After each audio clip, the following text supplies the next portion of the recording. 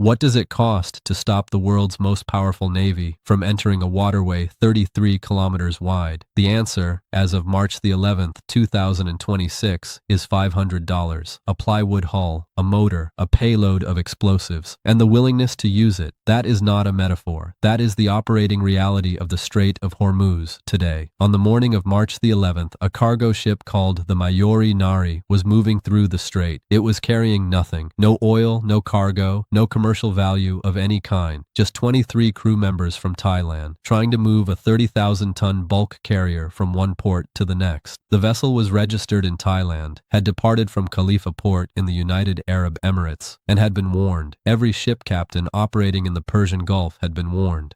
On March the 4th, Iran's Islamic Revolutionary Guard Corps naval commander made the position explicit. Any vessel attempting to transit the Strait of Hormuz without Iran's prior approval would be fired upon. No exemptions, no second warnings. The strait, for all practical purposes, was closed. The Mayori Nari attempted transit regardless. Iran fired. The ship caught fire. The thick, oily black smoke that rises from a vessel burning from the inside began pouring from the rear hull. Images distributed by the Royal Thai Navy showed a working cargo ship in the process of dying, adrift in one of the most strategically critical choke points on the planet. 20 crew members abandoned ship and reached lifeboats. The Royal Navy of Oman dispatched rescue vessels and brought those 20 sailors to the port of Kasab on the Musandam coast. 3 crew members remained unaccounted for. As of the following morning, Thailand's government summoned Iran's ambassador. The ship that had been carrying nothing is still burning, but the Mayori Nari was not the only vessel struck that morning. Within hours, 2 additional ships were hit in and around the strait.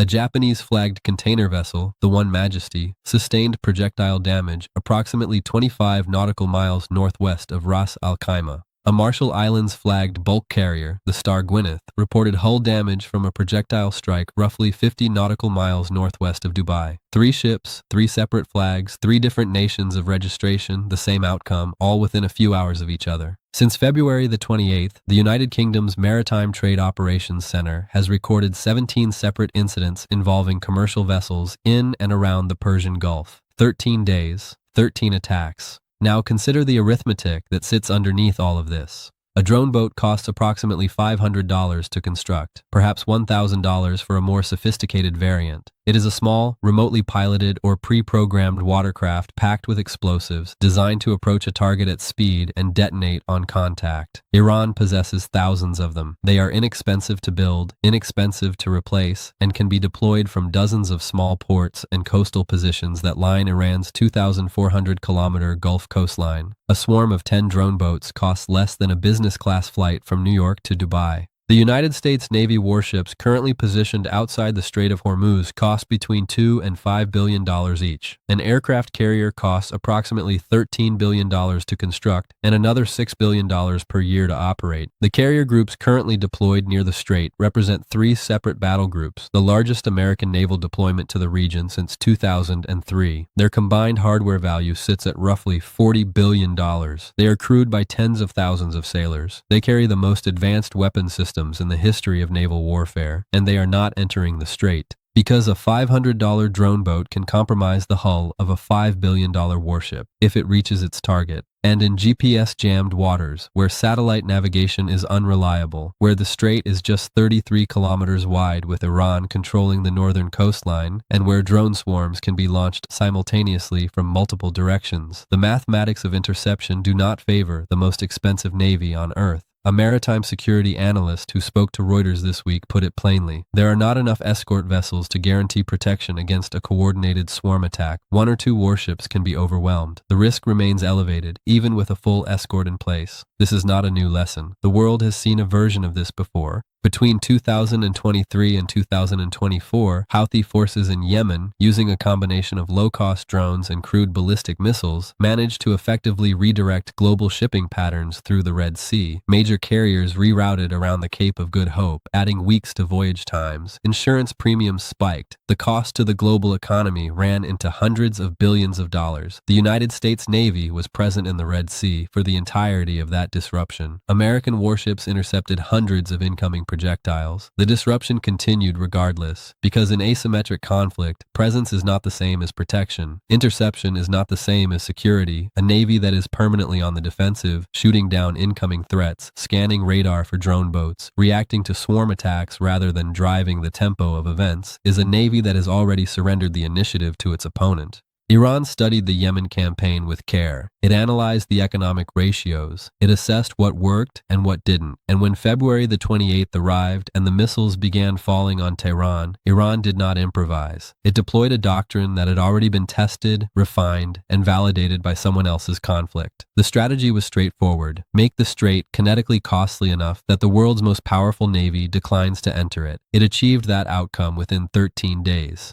Now consider what has been moving through the strait while the carrier groups wait outside. Since the conflict began, Iran has sent at least 11.7 million barrels of crude oil through the Hormuz corridor, all of it bound for China. Iranian-flagged vessels and shadow fleet tankers broadcasting AIS transponder signals that identify Iranian origin and Chinese destination have been transiting freely through the waterway that Iran declared closed to all other shipping. On March the 5th, the IRGC formally clarified the terms of the closure. The strait, it announced, was shut specifically to vessels associated with the United States, Israel, and their Western allies. The announcement contained no restrictions on Chinese-affiliated shipping. Several ship captains, seeking to collect the extraordinary freight premiums now available for successful transits, have reportedly begun broadcasting Chinese ownership signals in the hope of being granted passage. The strategy carries real risk, but the underlying reality it reflects is not ambiguous. Iran has established a hierarchy in the Strait of Hormuz. Chinese-affiliated vessels move with relative freedom. Iranian crude flows to Beijing without interruption. The American flag, which has served as the global guarantee of freedom of navigation for 7 decades, is now, in this particular waterway, a liability. 135 nations co-sponsored a United Nations Security Council resolution this week demanding that Iran cease its attacks on commercial shipping. China abstained, Russia abstained. The resolution passed. Iran struck 3 ships the following morning. 113 oil tankers were anchored in the Gulf of Oman as of this week, most of them empty, most of them waiting for an escort that has not materialized and shows no sign of materializing. When asked about the situation, President Trump told reporters that ships simply need to push through. He described the situation as nothing to be afraid of. The crew of the Mayori Nari reached their lifeboats. 3 of them have not been found.